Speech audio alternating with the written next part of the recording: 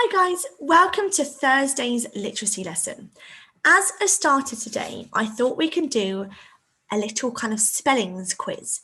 Okay, so I know we looked at some spellings last week. So what I've done is I've taken some spellings that we've looked at last week and I thought I would test you on them again to see if you've been practicing.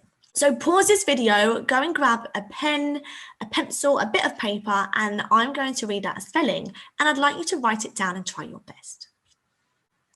The first spelling is accident. Accident. The next spelling is believe. Believe.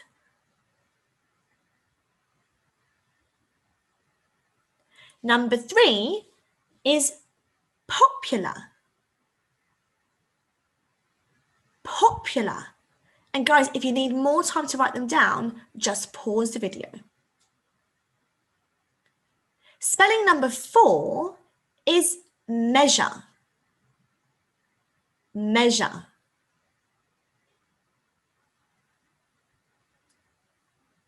And our last spelling, spelling number 5, is leisure. Leisure.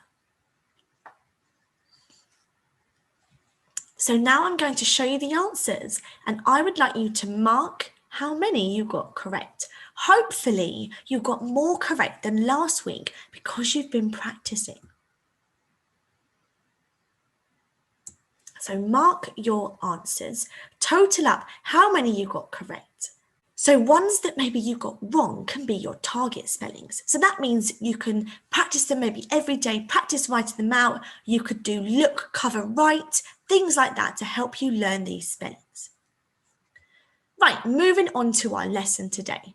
As we know, this week we are looking at diary entries. Thank you. So today, we are going to be planning a diary entry from a character's perspective. So to be successful in today's lesson, we're going to be writing in first person, past tense, time connectives, and emotive language. Our success criteria is staying the same for the whole week as it gives us a chance to practice all of these skills. Oh, I wonder if you can remember the features of a diary entry.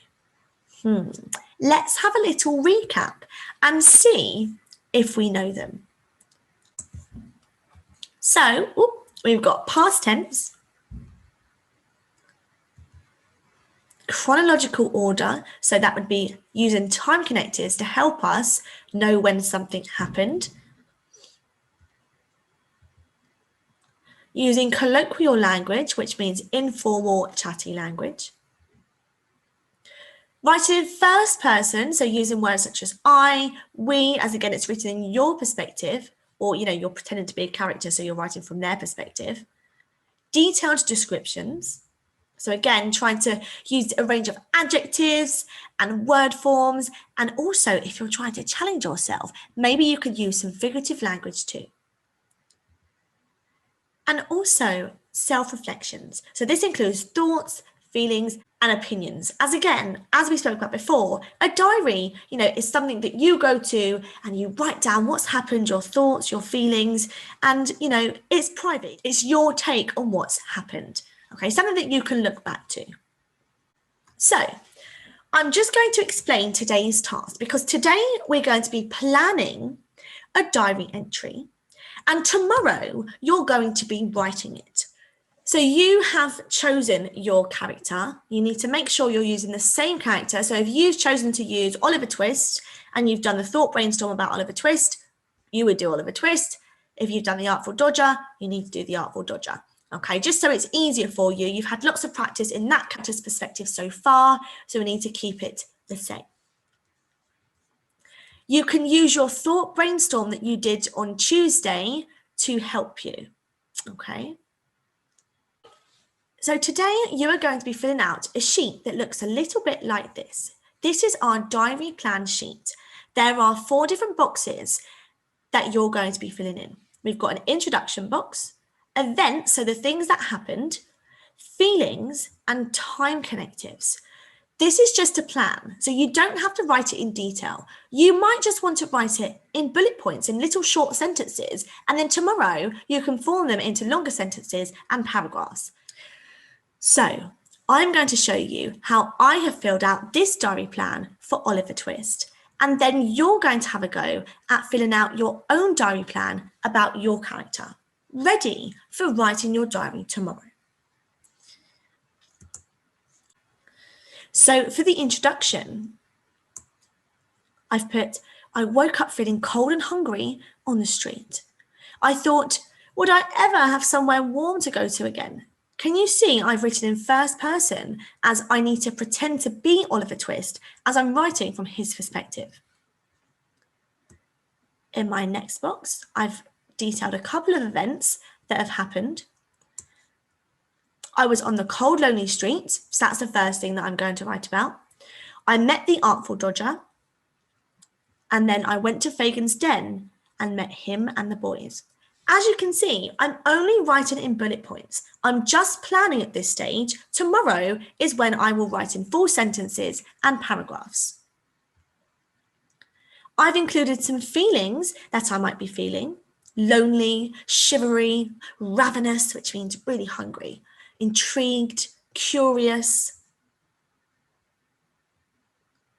And also, I've put in some time connectives that I'm going to try and use too.